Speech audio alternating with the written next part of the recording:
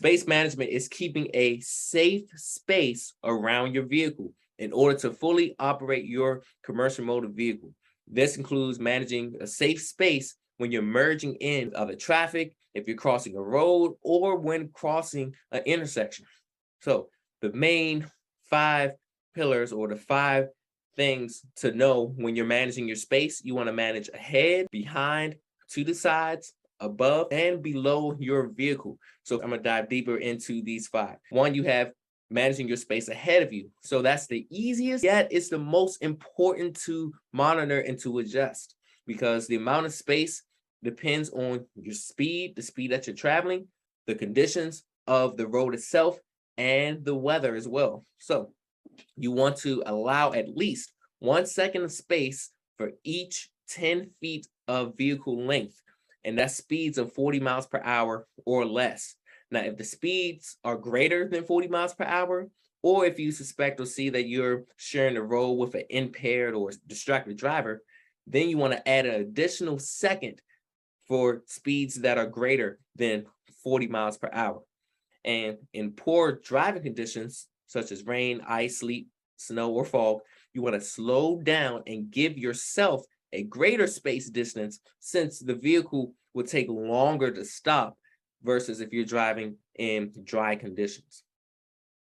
So ahead, you have to determine the space. So you want to wait until the vehicle ahead has passed a fixed object, and then you want to count the seconds until you reach that same object. This is key skill for you to remember and for you to judge the distance of how you could determine a space. So when you're on the road driving, wait till the vehicle ahead has passed a fixed object, count the seconds that you need until, like, count the seconds itself until you reach that same object.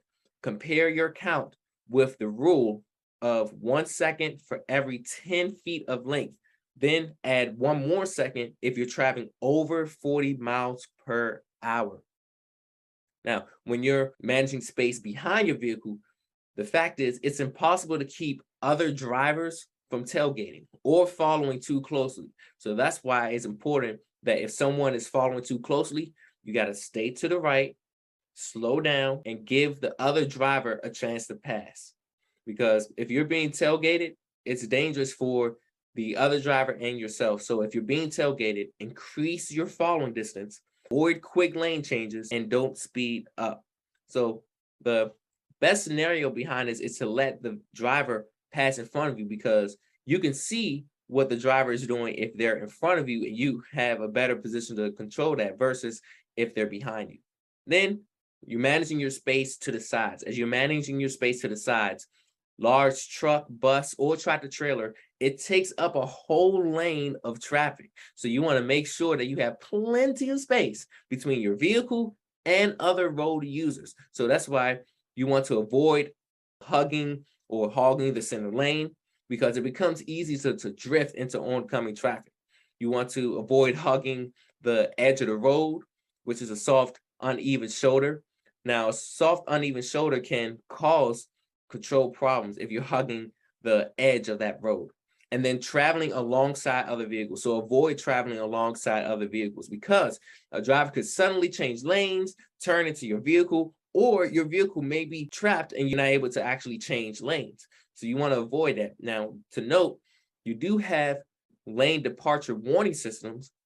If your vehicle has that, also known as LDW, then you will be alerted and it will let you know whether if you're near to the right or too far to the left of your lane. Now, you'll either feel a seat vibration when this happens, or a warning letting you know that you're too far on the edge of that line or edge of that road. So you want to be mindful of that. Then you have managed space, managing your space above your vehicle. You want to manage your space above. So your vehicle would need clearance to clear bridges, overpass, trees, and wires. So you never want to assume the posted height is correct. And you never want to assume that in an app or any type of GPS or global positioning system. That includes the correct bridge heights. You don't want to solely rely on that. So that means you want to always keep a lookout and watch for repaved or snow-packed roads, vehicle weight, and the road grade. And then take another route if you have any doubt. So any doubt, take another route. That's if you're unsure. Then manage your space below the vehicles. This is very commonly easy to forget because the space is underneath of your vehicle. Generally speaking, the space is small when the vehicle is heavy loaded. And this is when you are hauling something that requires for you to have a low ground clearance. So it can be a challenge, especially on driveways, railroad tracks, dirt roads, and unpaved lots, depending on the type of vehicle that you are driving. So it's commonly low vehicle that has a low clearance, usually is commonly known in tractor trailers, but it can be in trucks and also buses as well. So you want to go slow when your vehicle is heavy and it rides closer to the surface. And then if you have any doubts or if you're unsure, if there's not enough space to go forward, take another route. So when in doubt, take another route. If you're unsure, take another route. Hey, BET Trainer here. Listen, if you really had true value out of this video, go ahead and click that like button and share some honest comments about this video, because this is going to help other people as well see the video and get the value information, so that way they can be inspired by what you're doing right now as well. So also, if you want to get the latest updates, go ahead and click the subscribe button, so then you can be able to always be updated on the next instant video that will be put out. So again, go ahead and do that. And this video was sponsored by BET Life Services and CDL for Life.